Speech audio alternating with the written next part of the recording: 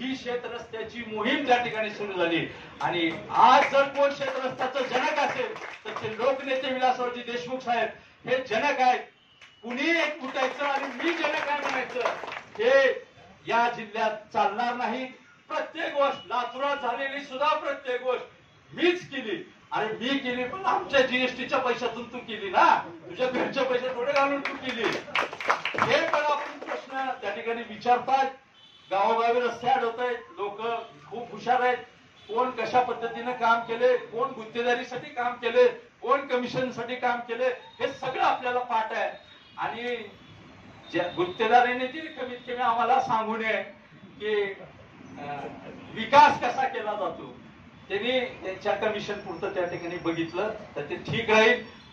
2 acre जमीन असलेला माणूस आज 700-800 एकरचा मालक 5 वर्षात कसा झाला, एका शिक्षकाचा मुलगा 700 एकर जमिनीचा मालक कसा झाला, हा प्रश्न उद्या आपल्याला गावोगावी जाऊन निश्चितपणाने विचारावा लागेल। हे सगळं आपल्याला आपल्या नेत्याच्या नेतृत्वाखाली आम्ही सगळ्यांनाच वाटते की शांत असे आहेत अध्यक्ष, प्रसंग बघून वागायचं असतं। आपल्या नेतृत्वाने ज्या पद्धतीने आपल्यावर संस्कार केले, जिथं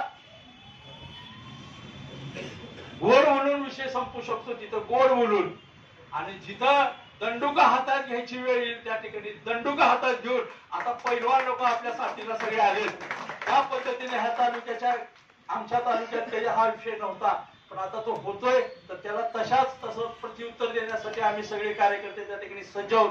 एवढंच या ठिकाणी सांगतो आणि थांबतो। आदरणीय साहेबांनी एवढ्या घाई गर्दीच्या